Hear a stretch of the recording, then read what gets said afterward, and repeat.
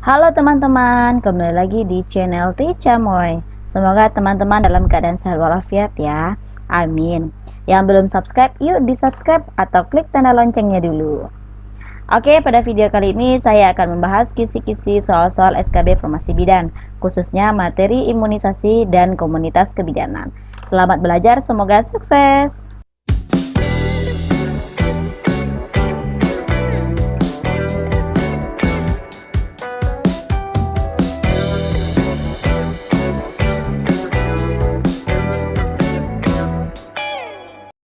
Soal yang pertama, suatu produk yang berguna untuk merangsang kekebalan tubuh seseorang yang terbuat dari kuman, komponen kuman, atau racun kuman yang telah dilemahkan atau dimatikan dan akan menimbulkan kekebalan spesifik secara aktif terhadap penyakit tertentu disebut A. Imunisasi, B. Vaksin, C. Obat, D. Alergi, E. Placebo.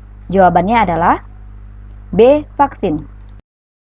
Permenkes Nomor 42 Tahun 2013 tentang penyelenggaraan imunisasi, vaksin ini merupakan antigen berupa mikroorganisme yang sudah mati, masih hidup tapi dilemahkan, masih utuh atau bagiannya, yang telah diolah berupa toksin mikroorganisme yang telah diolah menjadi toksit, protein rekombinan yang bila diberikan kepada seorang akan menimbulkan kekebalan spesifik secara aktif terhadap penyakit infeksi tertentu. Nah, itu adalah pengertian lain tentang vaksin.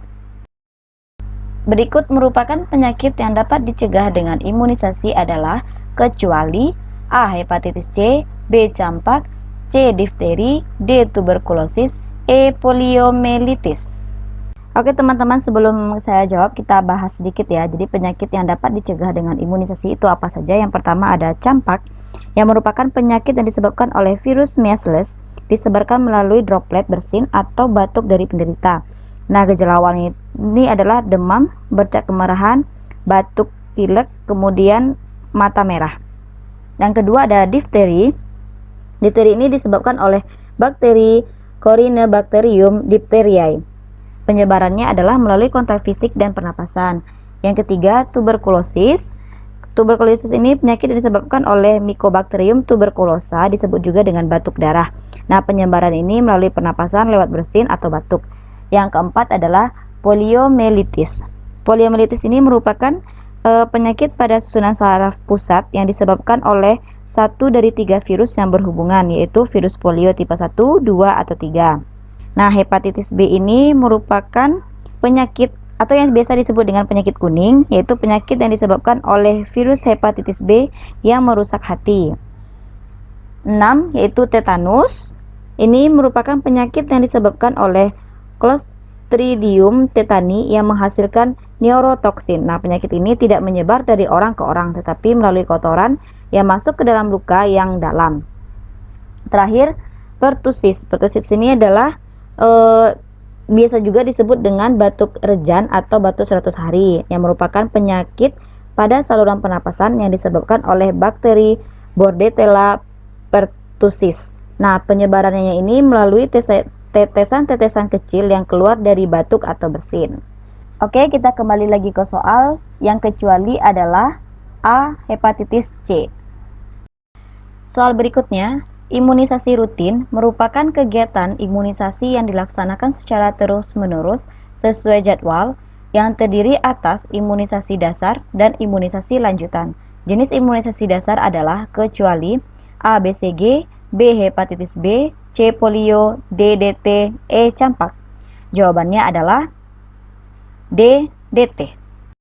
Lanjut soal berikutnya, pelayanan kebidanan yang menekankan pada aspek psikososial budaya yang ada di komunitas atau masyarakat sekitar yang mampu memberikan pelayanan bersifat individual maupun kelompok disebut A. Bidan desa, B. Askep kebidanan, C. Kebidanan komunitas, D. Strategi kebidanan, E. Bidan swasta. Jawabannya adalah C. Kebidanan komunitas. Oke teman-teman, jika berbicara tentang kebidanan komunitas ini, maka sebagai bidan kita perlu dibekali dengan strategi-strategi untuk mengatasi tantangan atau kendala. Nah, kendala apa saja yang biasanya dialami? Yang pertama adalah sosial budaya, seperti ketidakadilan gender, pendidikan, tradisi yang merugikan ekonomi seperti kemiskinan.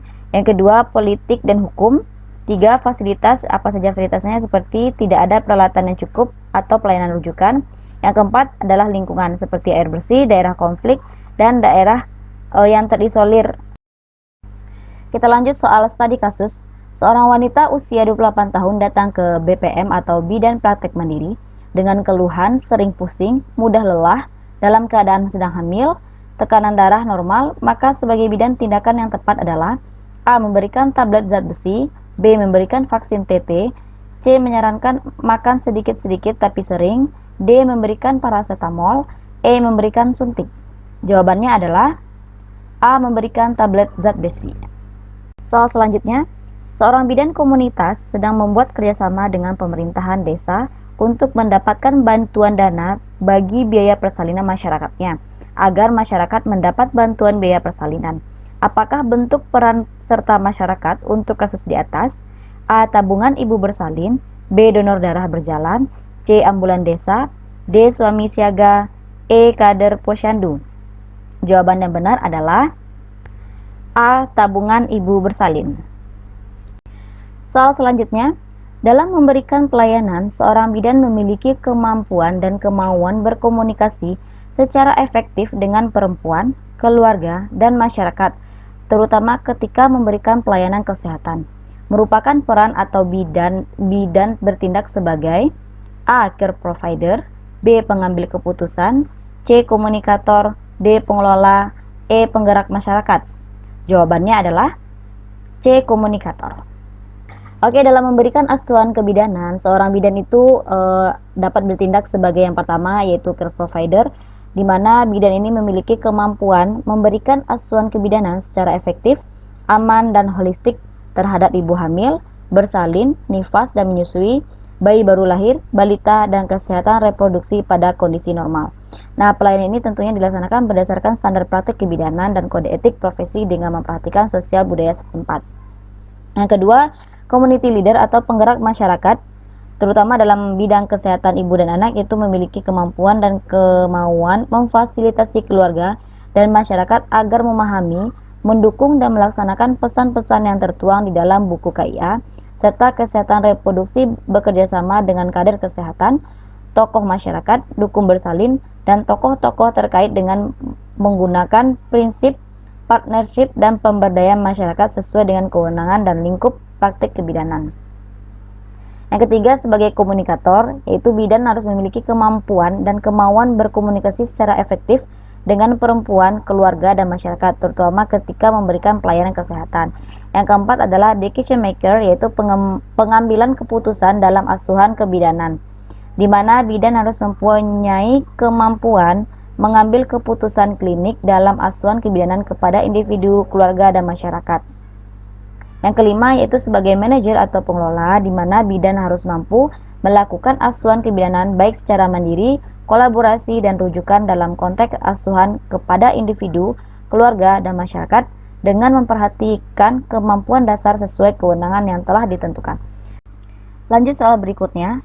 Penyelenggaraan imunisasi diatur dalam Permenkes RI nomor A. Permenkes RI nomor 28 tahun 2017, B. Permenkes RI nomor 83 tahun 2019, C. Permenkes RI nomor 43 tahun 2019, D. Permenkes RI nomor 12 tahun 2017, E. Undang-Undang RI nomor 4 tahun 2019. Jawabannya adalah D. Permenkes RI nomor 12 tahun 2017. Pembahasannya, di poin A ada PMK 28 tahun 2017, itu adalah tentang izin dan penyelenggaraan praktek bidan. B. PMK nomor 83 tahun 2019 adalah tentang registrasi tenaga kesehatan.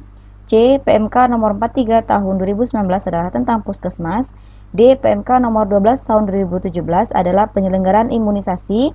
Ini adalah PMK yang terbaru menggantikan PMK yang lama, yaitu nomor 42 tahun 2013. Yang terakhir adalah Undang-Undang RI nomor 4 tahun 2019, ini tentang kebidanan. Oke teman-teman, itulah pembahasan kita tentang kisi-kisi soal-soal SKB Formasi Bidan, khususnya materi imunisasi dan komunitas kebidanan. Tunggu updatean SKB Bidan berikutnya ya, semoga bermanfaat. Terima kasih.